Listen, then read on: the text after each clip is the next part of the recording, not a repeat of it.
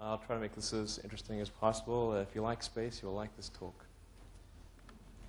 So my background, in brief, I'll talk a little bit about Zip2 and PayPal, and then mostly about space and what we're doing in space.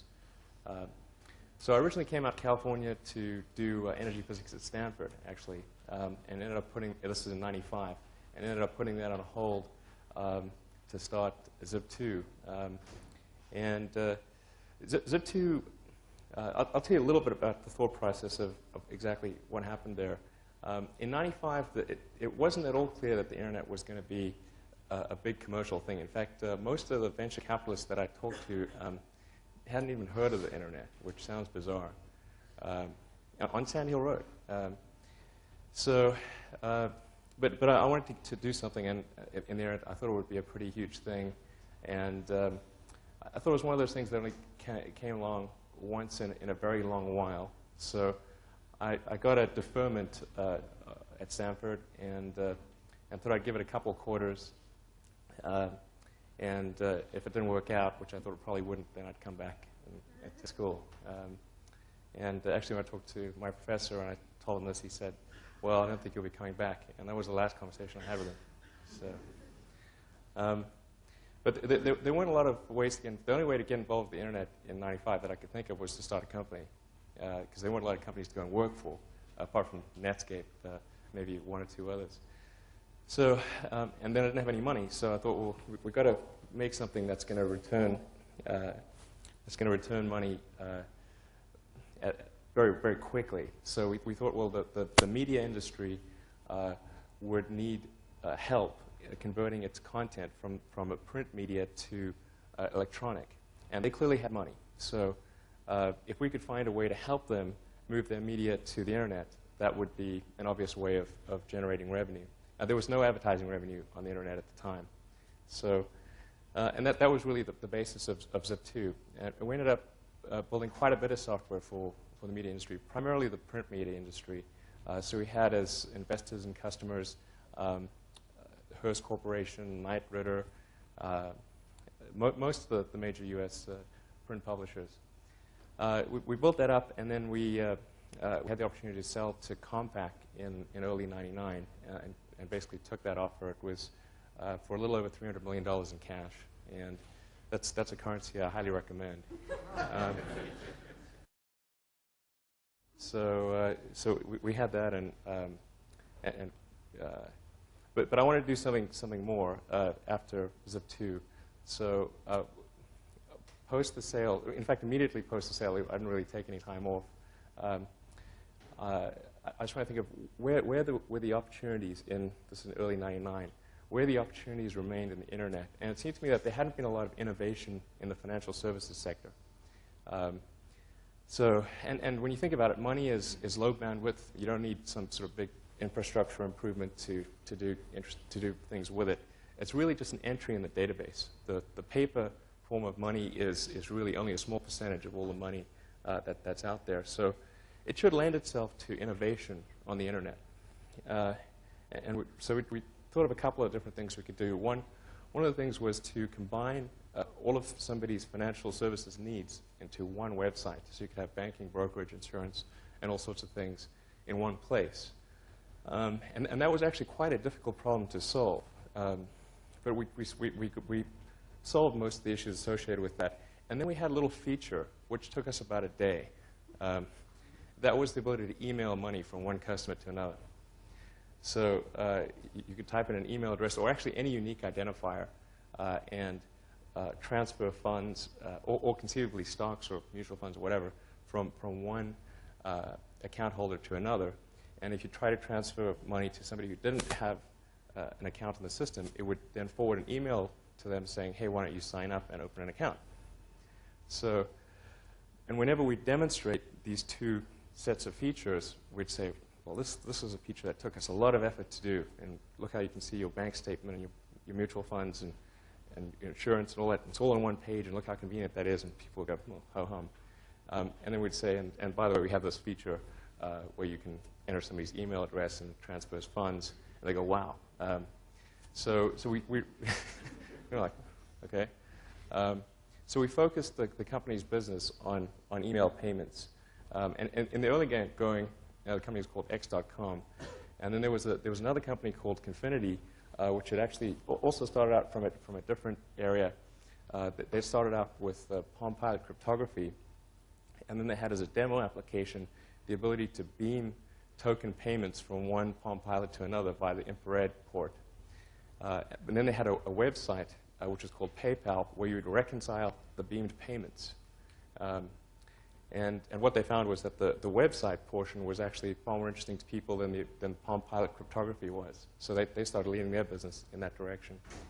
And then in basically early 2000, X.com acquired Confinity, and then about a year later, we ended up changing the company's name to PayPal. And that's kind of how the approximate evolution of the company.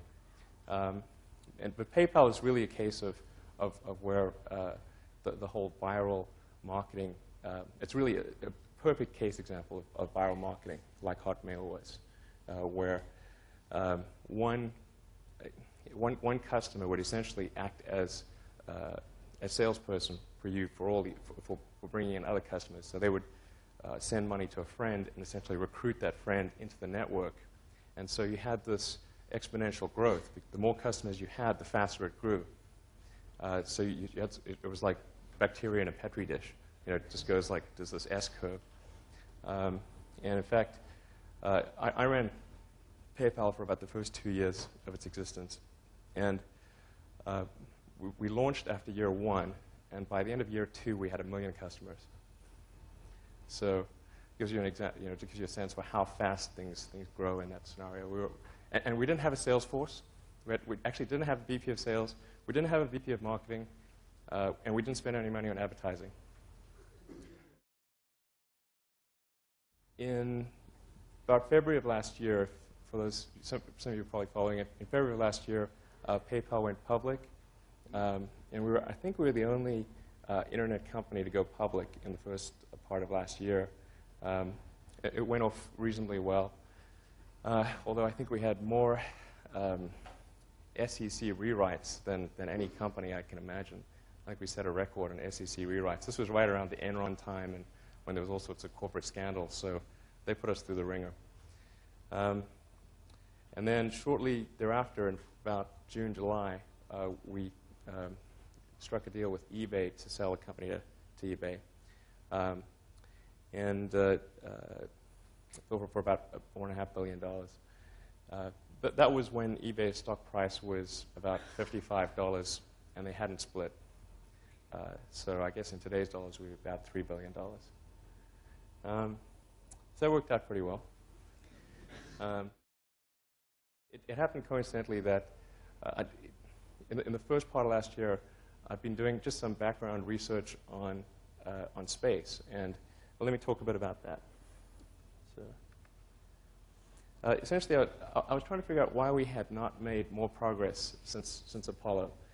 In the 60s, we went from basically nothing, not being able to put anyone into space, to putting people on the moon, and developing all the technology from scratch to do that. And yet, in the 70s and the 80s and the 90s, we've kind of gone sideways. And we're currently in a situation where we can't even put a person into low Earth orbit. And that doesn't really gel with all of the other technology sectors out there.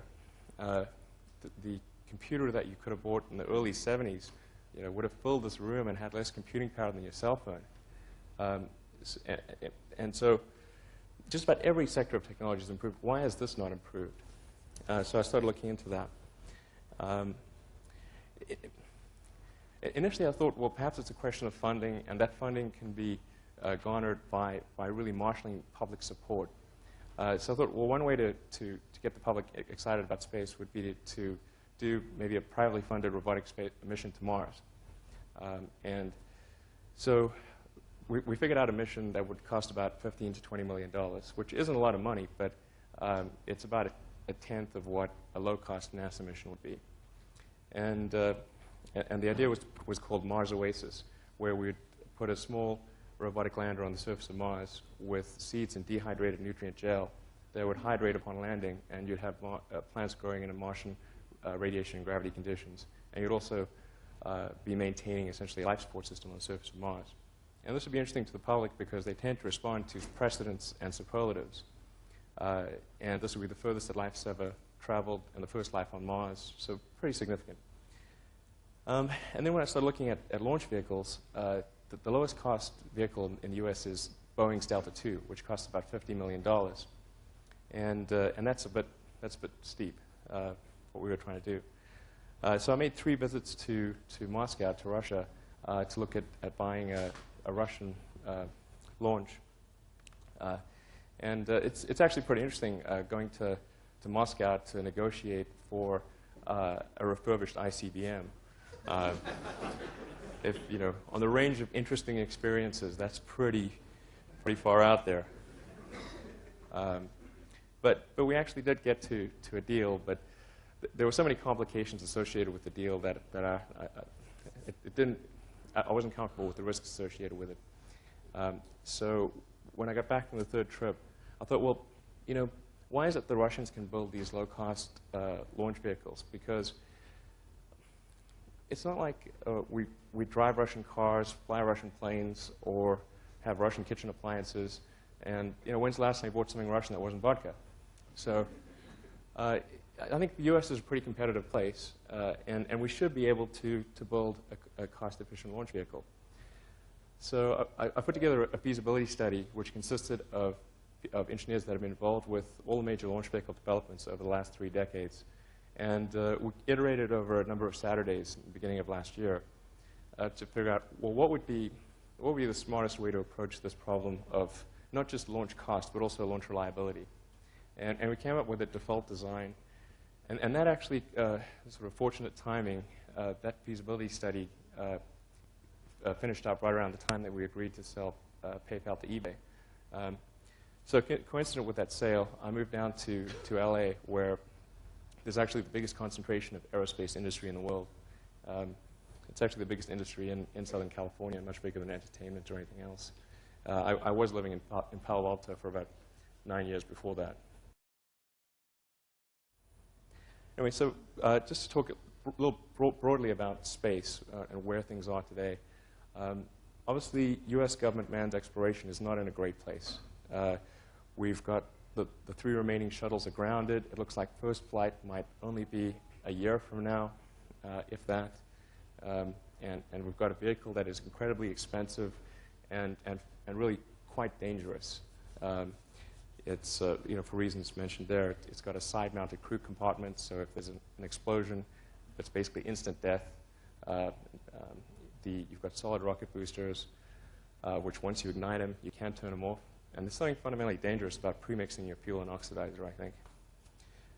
And then you've got wings and control surfaces. When you re-enter, you've got to maintain a precise angle of attack. Even a momentary variance in that can break the whole vehicle apart. So, and then, of course, it's got no escape system. So if anything does go wrong, you're toast. And you've got a cost that is really pretty hard to fathom. The shuttle program, when you add up all the pieces, is about $4 billion a year. And so you can divide $4 billion by the number of flights, and that'll tell you what the cost is. And if there's, say, 4 flights a year, which they haven't been for a while, then you're talking about $1 billion a flight. The plans for the immediate future are obviously we've got to continue building the space station. So we're going to keep flying the shuttle, but I think it's probably going to be the minimum number of shuttle flights that we need to launch. The long-term plans are to build something called orbital space plane. And I'd say plane in quotes because one of the options is a capsule. So it should be called, you know, maybe orbital space thing. But the basic idea is to have something that's hopefully a little cheaper and a lot safer than the space shuttle. So in particular, it's going to have an escape system. So if something does go wrong, you can abort to safety. The downside is that while it might be a little cheaper, it's still going to be pretty darn expensive. The estimated cost per flight of orbital space plane is somewhere in the region of $300 to $400 million a flight. And of that that amount, just $200 million alone goes to Boeing for the Delta IV Heavy expandable booster. It's a $15 billion development effort and expected to be completed in 9 or 10 years. Now, typically things have not been under budget and under time. So it's unlikely, I think, given historical precedent, that it will stay within $15 billion and the 2012 timeline. And a bit about what's going on elsewhere in the world. In Russia, this is really, the Soyuz is our only access to space station. It's considerably cheaper, considerably safer. The Soyuz has a very good track record. The crew is top-mounted. It has an escape system. There are no wings or control surfaces to go wrong. Overall, it's a pretty good system. And the estimated costs are about $60 million a flight, which is more than an order of magnitude less than the space shuttle. The thing that constrains them, obviously, is the weakness of the Russian economy. It's very hard for them to embark on ambitious programs with an economy the size of Belgium. So China is probably the most interesting thing that's going on in space. This month, China is expected to be only the third. It's expected to launch their first person into space. They'll make them only the third country ever to put someone in orbit. They've put a lot of money and effort into this program. If anything serves as a spur for human space exploration, it is likely to be China's ambitions in space, and hopefully a sense in America that we want to at least keep up with China. And they have grand ambitions beyond just low Earth orbit. They're planning on setting up a space station, putting a base on Mars, and eventually sending humans to Mars. So what's happening in the US that I think might ultimately surpass all of that stuff is entrepreneurial space activities, where things are led by the spirit of free enterprise. And I think there's perhaps an analogy here where just as DARPA served as the initial impetus for the internet and underwrote a lot of the costs of developing the internet in the beginning, it may be the case that NASA has essentially done the same thing by spending the money to develop some of the fundamental technologies in the beginning, and then once we can bring sort of the commercial free enterprise sector into it, then we can see the dramatic acceleration that we saw in the internet. So there are several serious launch vehicle efforts underway. Talk about each one. There's Burt Rutan of Scaled Composites. Burt Rutan is one of the world's foremost aircraft designers, and he's developed a suborbital vehicle that they're actually flying out of Mojave. This is an X-Prize class vehicle. There's John Carmack, who wrote Quake and Doom. He's probably one of the best software engineers in the world, one of the best engineers that I know, period. And he's developing a vertical takeoff and landing vehicle. Jeff Bezos, who I understand was here last week, is a huge space advocate.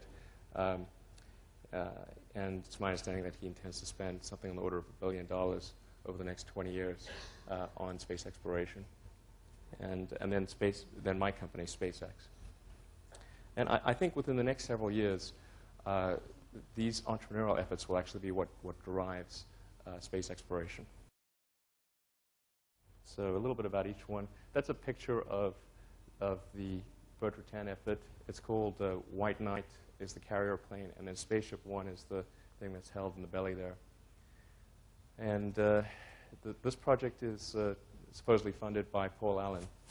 So there's quite a lot of capital also, I should make that point, quite a lot of capital that's sort of entering this entrepreneurial space sector as well.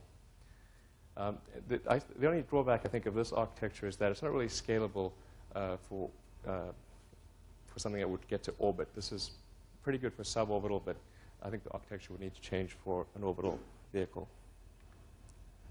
And there's John Carmack's effort. He's a little irreverent. This is from his website. His vehicle is a vertical takeoff and landing vehicle. He's made really incredible progress for somebody who has no background in aerospace engineering, and is also kind of doing it all himself with him and like 3 buddies. And I think they will make something that works. Actually, if you can check out their website, Armadillo Aerospace, it's pretty interesting stuff. But in order to get to orbit, this would require a substantial improvement in the mass efficiency and the engine efficiency, and probably be a 2-stage vehicle. Jeff Bezos, who I'm sure almost everyone here is aware of, he is a pretty huge fan of space. In fact, his high school valedictorian speech was about the necessity of humanity expanding to other planets. So it's pretty important to him, from what I understand. This is our effort. We're spending quite a bit more than the 3 prior entities that I mentioned. In some cases, probably an order of magnitude more. Because what we're doing is really an order of magnitude more difficult. We're building an orbital launch vehicle. It's a 2-stage, very high efficiency engines, very high mass efficiency launch vehicle.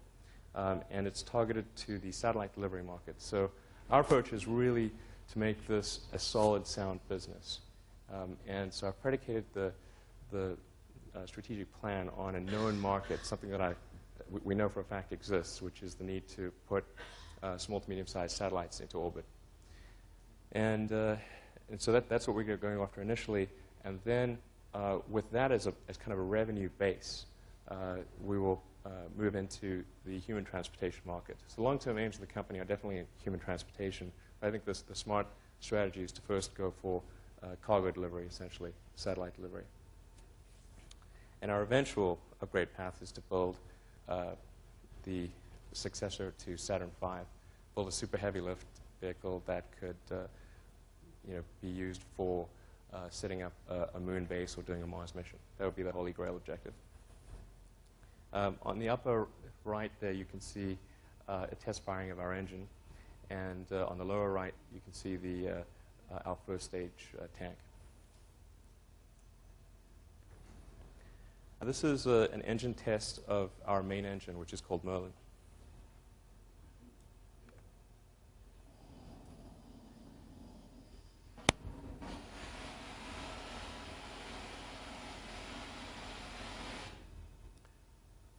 And that generates about roughly 75,000 pounds of thrust at sea level. This is our upper stage engine. It's about 7,500 pounds of thrust in vacuum.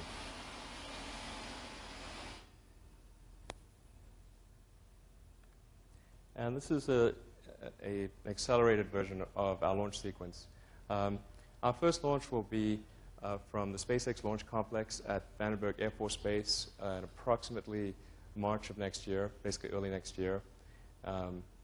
And we will be flying a Navy satellite, Navy communications satellite. So it's notable because often launch vehicle companies are not able to get a paying customer on their first flight, but we've been able to do that. This is also the Falcon development at SpaceX is the fastest launch vehicle development in history, including wartime.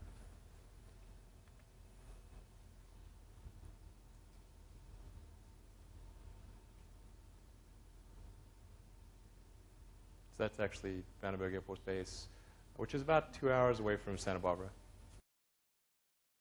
Common themes between Zip2 and PayPal.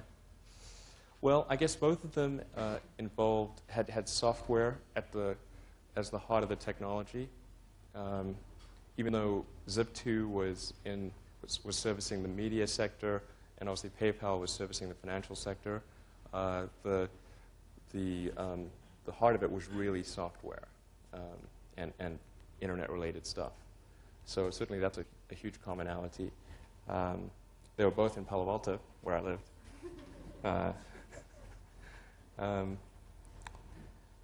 I think we took a similar approach to building both companies, which was to have a small group of very talented people and keep it small.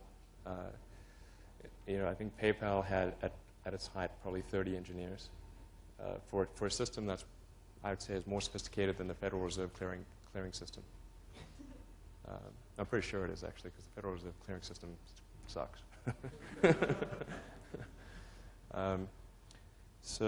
What else is there? It generally, I think the way both Zip2 and PayPal operated was really your canonical Silicon Valley startup. Pretty flat hierarchy. Everybody had a roughly similar cube, and anyone could talk to anyone. We had a philosophy of best idea wins, as opposed to the person proposing the idea winning because they are who they are. Even though there were times when I thought that should have been the way it goes.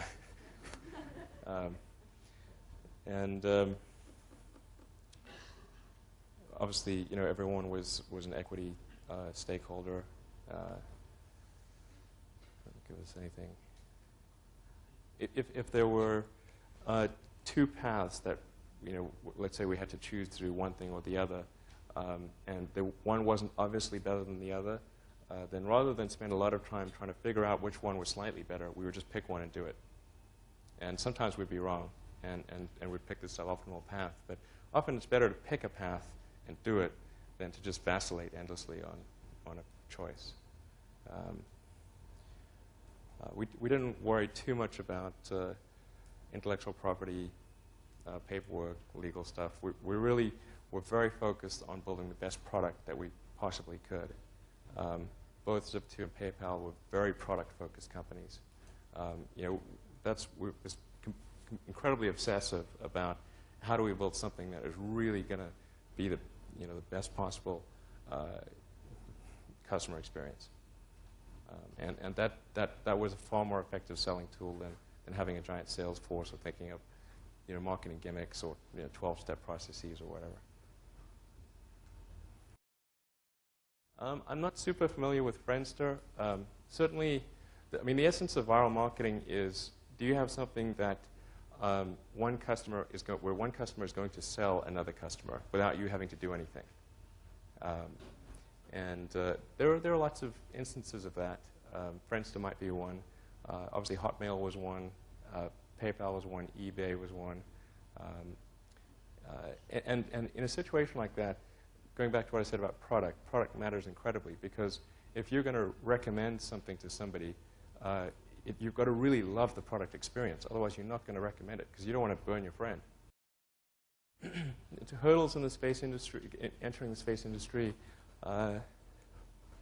well, it is a very complicated regulatory structure. As you might imagine, when somebody tries to build an orbital launch vehicle, which is not really all that distinguishable from an ICBM, there's a lot of regulation. And there probably should be, because you don't want to launch something and end up hitting LA, where I live. Probably the regulatory stuff was very difficult. The environmental approvals certainly proven very difficult, much more so than we expected. I mean, here in Silicon Valley, what I came to appreciate is in Silicon Valley, you live in a libertarian paradise. There's almost no regulation. And what can be very frustrating is that regulation is often irrational. It doesn't make any sense. But you've got somebody there who is simply executing a set of rules, independent of whether those rules make sense. And you can try to convince them that the rules don't make sense, and they won't listen to you. So probably regulation is the most annoying thing. I would say overall, though, I'm very pleased because I think we've had a very smooth development process. And on the whole, I can't complain at all. So, yeah, why is it so expensive to send something into space? Well, let me tell you what makes a rocket hard.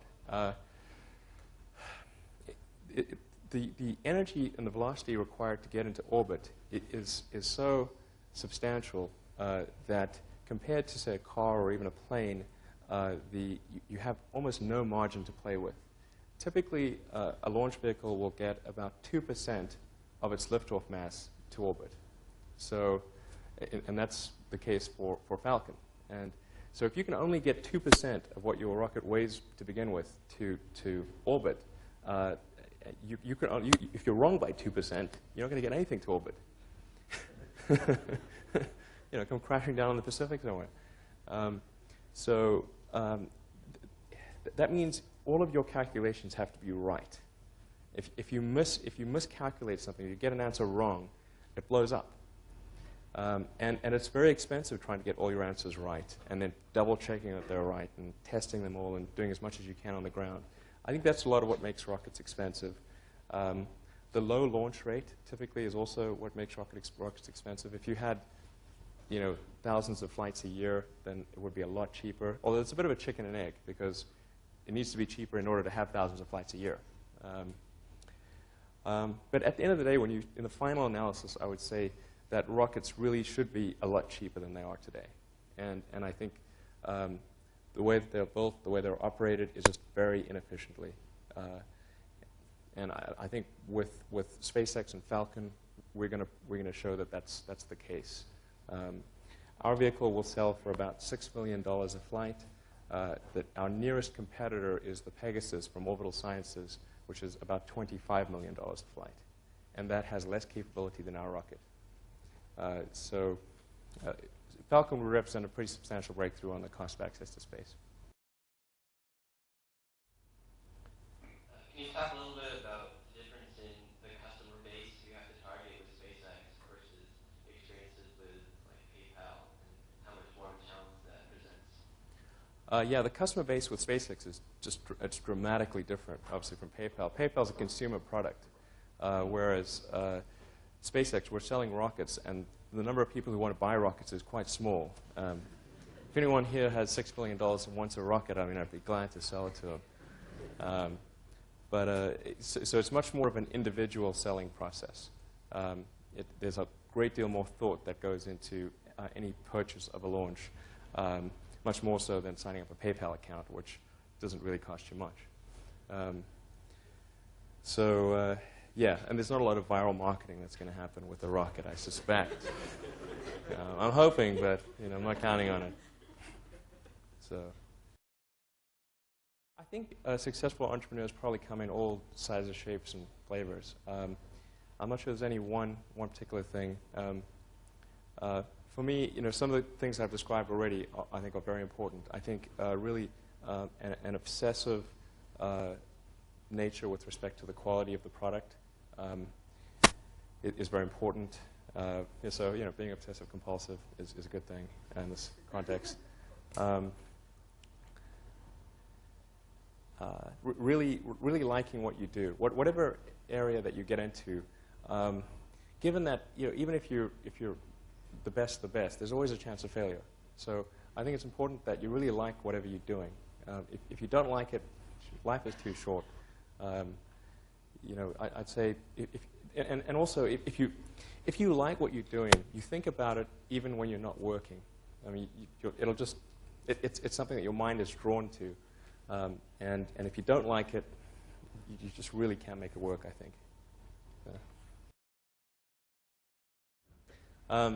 SpaceX is about 30 people, and what we do internally at SpaceX is we do all of the design, analysis, integration of hardware, testing, and then launch operations.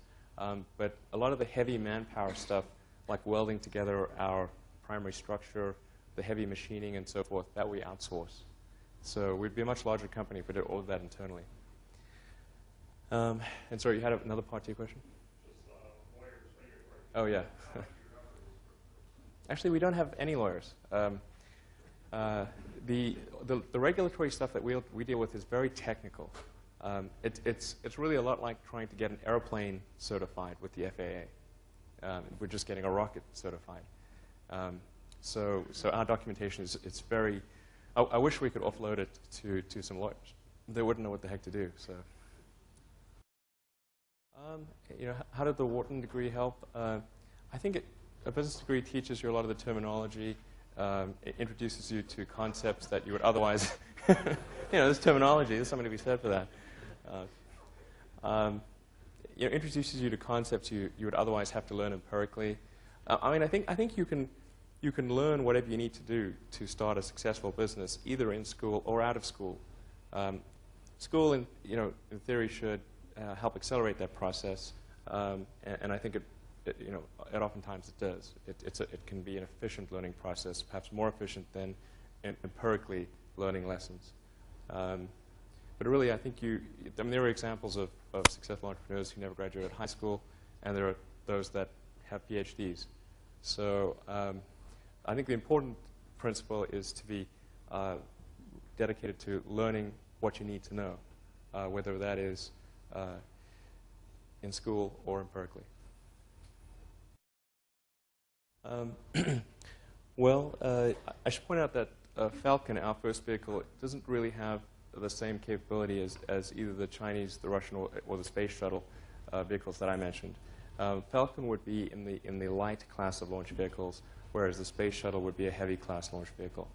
So it's not quite an apples-to-apples comparison. However, the right comparison would be Falcon compared to the Pegasus from Orbital Sciences. Falcon is 6 million. The Pegasus is 25 million. The way we've gotten our prices low, our costs low, is we've really focused on every element of the launch vehicle. There's really no one silver bullet that has been responsible for a substantial portion of the cost savings. It's been really hundreds of small innovations and improvements. And so we've done improvements in the propulsion system, the structure, the avionics, and the launch operations, as well as maintain a very low overhead organization. And when you add up all the things we've done in those areas, that allows us to produce a launch vehicle at $6 million. As far as PayPal, there were a lot of back office relationships that we needed to establish and to attach to various heterogeneous data sources. We needed to attach to the credit card system for processing credit cards. We needed to attach to the Federal Reserve System for doing electronic funds transfers. We needed to attach to various fraud databases to run fraud checks. There was a lot that we had to interface with, and that took a while, but it all came together, I think, roughly simultaneously. I mean, developing the software and having it ready for the general public reasonably coincided with us being able to conclude those deals and interface with the outside vendors, and all that took about a year.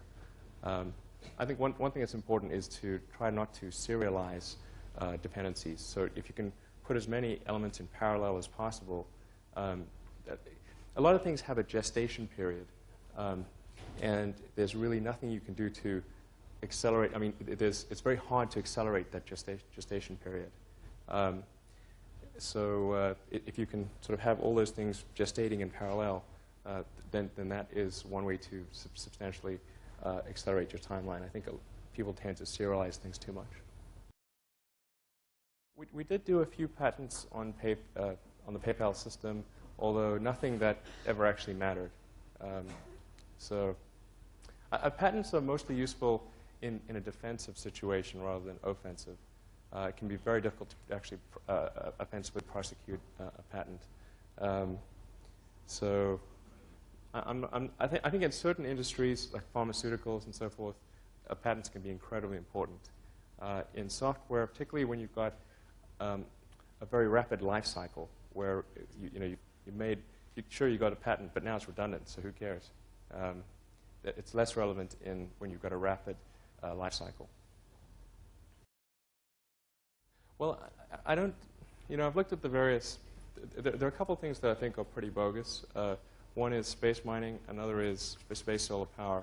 I mean, if you calculate how much it costs to bring either the photons from space solar power, back to Earth, or the raw material back to Earth, the economics don't make sense. You just can't close the economic case. Not even by, it's probably off by 3 orders of magnitude.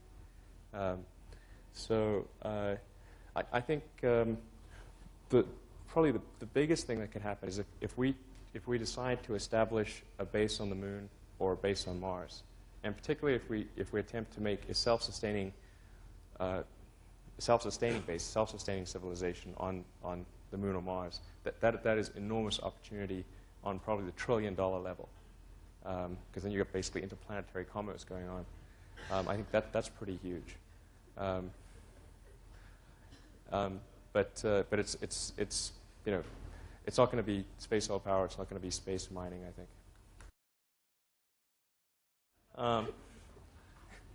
So let's see. The government, you know, who knows? Maybe we're being spied upon. I don't know.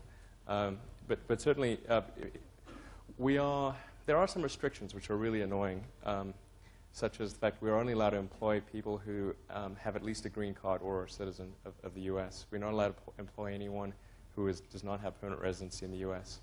Basically, if they can't throw you in jail, they won't let you work on rocket stuff. We have, if we talk to any foreign nationals, we need a technology transfer agreement or something like that from the State Department. So our second launch is actually a non-U.S. governmental launch, and it's taken us 6 months to get the State Department approval just to engage in a contract discussion with them. So that is problematic.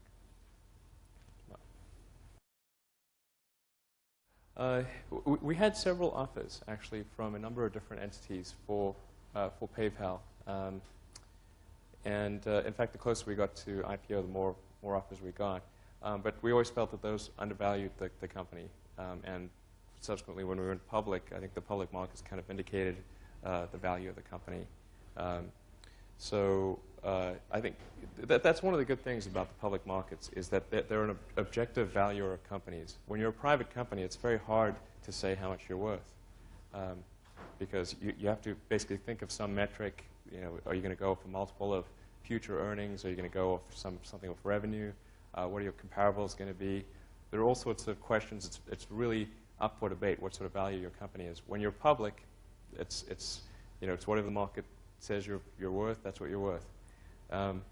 So I think eBay made a number of offers prior to going public that were substantially below the value once we went post-public, and that kind of cleared up the disagreement, and then we sold them. What else? There was actually, you had a second part to the question? I was wondering if you were concerned that eBay's current solution was going to gain traction, so they didn't need another solution. Yeah, eBay had I think it was initially BillPoint, and there was eBay Payments, and it was really a pretty tough, long-running battle of PayPal versus eBay's payment system, and it was certainly a very challenging. I mean, I think it was, there were times when it felt like we were trying to win a land war in Asia, they kind of set the ground rules, or trying to beat Microsoft in their own operating system. It's really pretty hard. That took a lot of our effort to actually beat eBay on their own system. And one of the long-term risks, certainly for the company, was that eBay would one day prevail. And one way to retire that risk, obviously, was to sell to eBay.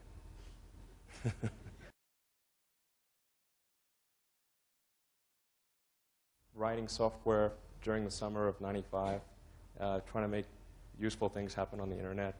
I wrote something that allowed you to get maps and directions on the internet, and then something that allowed you to do online manipulation of content, kind of a really advanced blogging system. And then we started talking to small newspapers and media companies and so forth, and we started getting some interest. I mean, half the time we'd be like, what's the internet? Even in Silicon Valley. But then occasionally somebody would bite, and we'd get a little bit of money from them.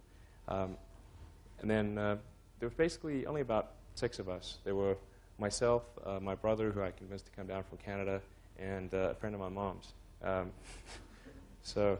And then 3 salespeople we hired on contingency by putting an ad in the newspaper.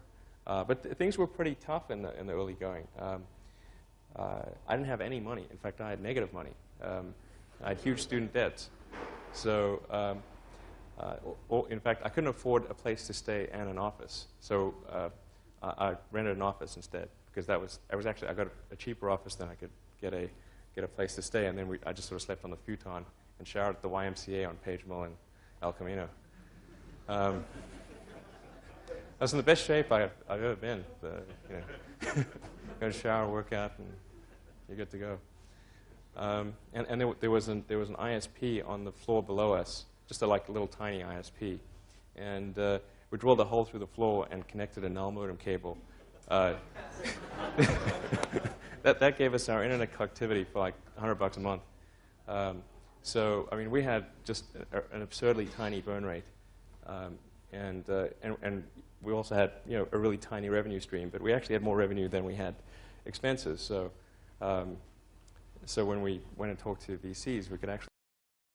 Well, like I said, there's no silver bullet that I can point to as to why our vehicle is a lot cheaper. We've really focused on reducing the cost across the board. I mean, for one thing, our overhead in a 30-person company is, an order of magnitude less than it is in Lockheed or Boeing, just for starters. So even if we did everything the same and built the same launch vehicle, we'd be considerably cheaper. And then every decision we've made has been with consideration to simplicity. And the reason for simplicity is because that both improves the reliability as well as it reduces your cost. If you've got fewer components, that's fewer components to go wrong and fewer components to buy. I think there's a fairly significant innovation in our airframe, which is semi-pressure stabilized monocoque with variable skin thickness and a common bulkhead, if you know what that means. I would need a diagram to explain it all. But the net result is that it's very cheap, and it's very mass efficient, and I think easy to test and quite reliable. Our avionics system, I'll give you another example. Our avionics system, we use an Ethernet on the vehicle to communicate. That may not sound like a great innovation, but it is in launch vehicles. All the other launch vehicles communicate in the vehicle by these serial cables that run the entire length of the vehicle. And so you've got these giant copper bundles as thick as your arm running up and down the vehicle. It makes it heavy, it makes it expensive, and there's things like that which, when you add them all up, it makes a huge difference. So. No, that's a good question. That's a good question. No, I would not. I think SpaceX is not. This is advanced entrepreneuring, and it may also. I can't tell you how many people have said that, the fastest way to turn, the fastest way to make a small fortune in the aerospace industry is to start with a large one. Hopefully that doesn't work out. But I would definitely. I think space is a tough one for first-time entrepreneurs. You're better off starting with something that requires low capital, and space is a high capital effort. So, sorry, last question.